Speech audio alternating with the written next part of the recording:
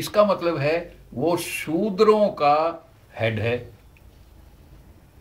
तो शूद्रों के हेड को ये देवता मानते हैं, और बाकी पूजा भी करते हैं, हनुमान की करते हैं, वो पशु है। ब्रह्मा का हिंदुस्तान में ही एक मंदिर माना जाता है, और वो है पुष्कर, अजमेर में। सारी दुनिया में, मतलब इनके शास्त्र कहते हैं कि ब्रह्मा का एक ही मंदिर है, और विष्णु के भी बहुत सारे हैं, लेकिन शिव के तो सब जगह ही हैं। और शिव के कॉन्टेक्स्ट में बड़ी इंपॉर्टेंट बात है, शिव के माने, यानी जिसका कहते हैं शिवलिंग जिसको कहते हैं, और शिव के माने लिंग। लिंग मतलब जो है, जो मेल ऑर्गन जो है उसको लिंग कहते हैं। और लिंग पूजा सारे शिव मंदिरों में लिंग यानी पीनस की पूजा होती है। इसका मतलब Shiva means only male organ, और उसकी पूजा कौन करते हैं? ब्राह्मण करते हैं, क्षत्रिय करते हैं, वो लोग करते हैं, वैश्य करते हैं। तो इसका मतलब, इसका क्या मतलब है? इसका मतलब आप प्रैक्टिकल साइड पर चले जाइए।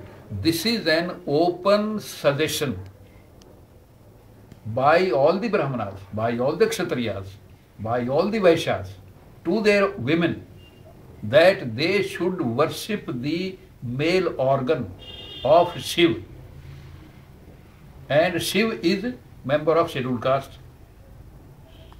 तो चाहे अजीब लगे सुनने में, लेकिन चूंकि आप एनालाइज कर रहे हैं, उस एनालिसिस के ढंग से करिए। What is the suggestion? Suggestion is that they should establish regularly illicit connections with males of Shudras. बात पल्ले पड़ी कुछ? जी सर। तो यानी जब आप सोचें तो इन गहराइयों में जाएंगे। इसके साथ दूसरा पॉइंट ये है, कहते हैं कि वेद में जो कुछ लिखा है वो सब ठीक है, और मैंने वेद को इस एनालिटिकल ढंग से देखा है, इसी पॉइंट पर, वर्ण आश्रम के हिसाब से, वर्ण के हिसाब से। तो वेद तो झूठ बोलता है। वेद कहता है ब्राह्मणों का काम लिखना और पढ़ना, लेकिन हिंदुओं के ग्रंथ कौन कौन से हैं और किसने लिखे हैं? रामायण वाल्मीकि लिखने वाला है। वाल्मीकि कौन है? वाल्मीकियों का, यानी जिनको एक नाम भंगी भी है, उनका बुजुर्ग है। रामायण उसने लिखी, ब्राह्मण ने नहीं लिखी। महाभारत व्यास ने लिखी। व्यास कौन है? पुराण कहते हैं, संस्कृत में लिखे गए हैं, संस्कृत में उस हिसाब से ब्राह्मणों ने लिखे होंगे। वो क्या कहते हैं? व्यास सत्यवती नाम की मल्लाह, जो आज का शेड्यूल कास्ट है, उसकी बिन ब्याही लड़की से, पराशर नाम के ऋषि से कांटेक्ट करने के बाद एक हराम का लड़का पैदा होता है जिसका नाम व्यास रखा जाता है। तो वो अगर शूद्र का लेवल किसी भी लेवल पर मतलब खासा घटिया है, तो उसकी हराम की लड़की ने हराम से पैदा किया हो, और वो अगर है, और उसी को शास्त्रों में विप्रवर कहा गया है, श्रेष्ठ ब्राह्मण। तो सवाल पैदा होता है कि ब्राह्मण की श्रेष्ठता का स्टैंडर्ड क्या है? अगर व्यास जैसे आदमी को ही विप्रवर कहा जाता है, तो क्या सारे ब्राह्मणों का यही स्टैंडर्ड नहीं है कि जो इतने घटिया लेवल पर होंगे वही ब्राह्मण कहलाने के अधिकारी हैं? क्या ये सवाल पैदा नहीं होता? हम चार्ज नहीं लगा रहे किसी के ऊपर। पराशर ऋषि का नाम आते कहते हैं ब्राह्मण था। इन्हीं पुराणों में लिखा है कि पराशर चांडाली का पुत्र था। चांडाली भंगन का दूसरा नाम है। जब उसको कहा गया है कि चांडाली का पुत्र था, तो इसका मतलब उसके बाप का पता नहीं है, और जिसके बाप का पता ना हो उसको तो आप हराम का वैसे मानोगे ही। तो इसका मतलब पराशर हराम का हो गया, उसका बेटा जो है व्यास वो हराम का हो गया, और ये कौरव पांडव जिनको गीता क्षत्रिय कहती है, ये उसके बेटे हैं। तो जब उनका दादा जो था वो भी चांडाल था, और उनका परदादा था वो भी चांडाल था, और उनका बाप था वो भी चांडाल था,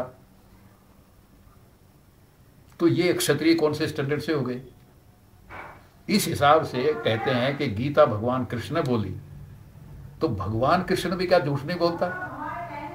जब अर्जुन को कहता है तो वह क्षत्रिय है, मेरे कहने से लड़ता तो है नहीं है, और क्षत्रिय का तो काम लड़ना ही होता है, और तो विद्वानों जैसी बातें करता है, और लड़ने से क्षत्रिय होकर तू डरता है, तो वो क्षत्रिय कैसे हुआ? इसका मतलब वेद झूठे हैं, इसका मतलब गीता झूठी है, इसका मतलब कृष्ण झूठा है। सोचने की बात है जी सर। तो इस हिसाब से जब सोचें तो यहाँ वेद के हिसाब से क्षत्रिय तो है ही कोई नहीं। आगे चलिए, हिंदुस्तान का इतिहास 326 बीसी में स्टार्ट होता है, जब सिकंदर का हमला होता है। एक फार्मूले को जब लगाइए, जब मैं बचपन में राम का तस्वीरें देखता था, उस वक़्त राम को कृष्ण की तरह से काला दिखाया जाता था। आजकल उसको काला दिखाना बंद कर दिया है। यानी ये कल्चर जो है ये इस तरह से बदलता रहता है। मेरे बचपन के वक्त में राम की जितनी तस्वीरें बिकती थी उसका रंग काला दिखाया जाता था। कृष्ण का आज भी काला दिखाया जाता है, लेकिन आज राम का कलर सफ़ेद दिखाया जाने लग गया। हो सकता है 10-20 साल में कृष्ण का भी सफ़ेद दिखाना शुरू कर दें। अदरवाइज जितने काले काले हैं वो सारे के सारे हिंदुओं द्वारा पूजनीय हैं, और अगर वो काले हैं तो वो सारे के सारे दलितों के पूर्वज थे। शिव के बारे में मैं आपको बता चुका हूँ जी। इसलिए राम अगर काला है, राम भी हमारा आदमी था, और कोई पशु अगर है वो भी हमारा आदमी था हनुमान की तरह से, और कृष्ण अगर काला है वो भी हमारा आदमी था। तो क्या नतीजा निकल रहा है? अजीब नतीजा निकल रहा है।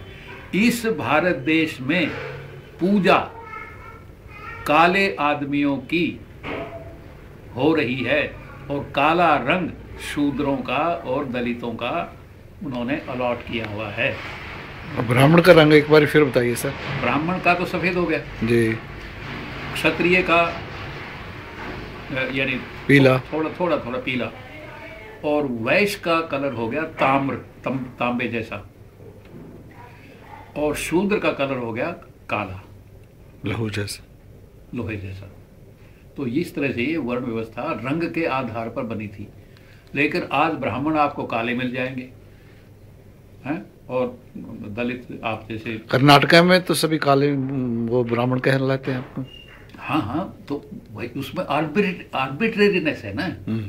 इन्होंने क्या किया कि जहाँ जहाँ गए उनके जितने प्रीस्ट थे उन सबको उन्होंने कन्वर्ट कर लिया, और अपना उनको फ्रेंचाइजी बना लिया। ऐसे कि तुम हमारे रिप्रेजेंटेटिव हो, इनको तुम नीच मानो, अच्छा, और हम तुम हमारे साथी बन गए हो। ऑल ओवर द वर्ल्ड ऐसा किया। एक और बड़ी बात है, इतिहास को जितना हमारा इतिहास है इंडिया का खास तौर पर, वो सारा का सारा इतिहास गलत है। वजह क्या है कि उसके लिखने वाले या लिखवाने वाले सारे ब्राह्मण हैं, और ब्राह्मण जो है इस देश के वासी नहीं है। और इस देश के वासियों का जैसे जैसे उनको मारते चले गए, उनका राजपाट छीनते चले गए, उनका जो भी हस्ती थी उसको मिटाते चले गए, तो उस हिसाब से उसकी जगह के ऊपर अपने आप को ये स्थापित करते चले गए। तो इतिहास जो है वो गलत है। अदरवाइज इस भारत देश में 326 बीसी में अगर इतिहास शुरू होता है, उस वक़्त से जितने भी फॉरेन इन्वेडर्स आए हैं इंडिया में, सबको ब्राह्मणों ने इनवाइट किया है। ब्राह्मणों ने इनवाइट किया है। यहाँ के उनके जो विरोधी थे, चाहे वो क्षत्रिय थे चाहे कोई भी थे, उनको मरवाने के लिए, उनको डिस्प्लेस करने की गल से बाहर वालों को इन्होंने इनवाइट किया। और ब्राह्मण जो हैं इस देश के सदा से अनपेट्रियोटिक और दुश्मन रहे हैं। और जब से मुसलमान आए, मुसलमानों ने ब्राह्मणों को मुसलमान बनाया, तो उन्होंने मस्जिदों में उनकी ड्यूटी लगा दी कि तुम ये काम बढ़िया कर सकते हो। उनका नाम शेख रखा उन्होंने। और जो यानी ब्राह्मण को थोड़े से अकड़े, उनको उन्होंने कसाई की ड्यूटी दी। ये ऐसी है, ये खोज की जाए तो ये वास्तविकता निकलती है, ताकि उनमें सेंस ऑफ सेल्फ रिस्पेक्ट रहे ना। इसलिए कसाई जो हैं वो सारे के सारे पुराने ब्राह्मण हैं। और जितने पादरी हैं, ना पादरी नहीं, मुसलमानों का ये मुल्ला काजी, हाँ, ये भी एक्स ब्राह्मण है। ईसाई जब आए, यानी इंटरनेट के ऊपर आपको इंफॉर्मेशन मिल जाएगी, वहाँ दलित क्रिश्चियन का जब आप निकालेंगे तो वहाँ उन जो नॉर्मल क्रिश्चियन हैं मेजॉरिटी, उनको शिकायत रहती है अपने लीडरों से, जो पादरी हैं, कि वो अपने आप को यानी बड़ा मानते हैं और हमें छोटा मानते हैं। तो वो क्या है कि ब्राह्मणों का एक और यानी तरीका रहा है कि जब भी नया धर्म आया है, they have become converts, first converts to that religion, और उसका प्रचार इन्होंने आप करना शुरू कर दिया ब्राह्मणों ने। बुद्ध के बाद भी यानी जो ये बने हैं, पहले श्रमण, बुद्ध में श्रमण जो थे, बुद्ध के यानी बौद्ध धर्म के रिलीजियस प्रीचर्स थे। श्रमण नाम उनका था। जब मुसलमान जब यहाँ आए, मुसलमानों को भी यही बुलाकर लाए थे, और मुसलमान जब आए और एस्टेब्लिश हो गए, तो ओरिजिनल हिंदू जो थे वो बौद्ध थे, क्योंकि बुद्ध की मूर्तियां थी वहाँ। बुद्ध परस्ती इसलिए कहते हैं, बुद्ध परस्ती थी वो, तो बुद्ध परस्ती थी। तो ओरिजिनली बौद्धों को हिंदू कहा गया था, क्योंकि वो बुद्ध परस्त थे। हिंदुओं ने अपने बुत बनाने शुरू नहीं किए थे। अगेन आप इसको इंटरनेट पर देखना, history of Hindu, history of images of Hindu gods, या इमेजेस ऑफ हिंदू गॉड्स, या क्रोनोलॉजी ऑफ हिंदू गॉड्स, इस तरह से आप इंटरनेट पर देखेंगे तो उसमें आप पाएंगे कि oldest temples of Hindus in India are not of a period earlier than 400 AD. Most of the Hindu temples have been constructed around 400 AD and afterwards. इसका मतलब है कि मूर्ति पूजा हिंदू धर्म में बौद्धों से और जैनियों से बहुत बाद में पैदा हुई है। और जब इस्लाम पैदा हुआ 622 में AD में, उस वक्त तक हिंदुओं की मंदिरों में इमेजेस यानी मूर्तियां रखने का सिस्टम अभी जारी नहीं हुआ था। जब मुसलमान यहाँ आए हैं तो मुसलमानों के साथ ब्राह्मण मिल गए हैं, और उन्होंने कहा है कि यहाँ का जो सारा का सारा धन भी बौद्धों के पास है, विहार बड़े बड़े हैं, उनमें दौलत अथाह है, इसलिए ये ब्राह्मण बताते चले गए। और मुसलमान हमलावर जो थे उनको भिक्षुणियों को भी लूटते गए, उनको तो अपने बीवियां वगैरह बना लिया और धन को ये ले जाते रहे।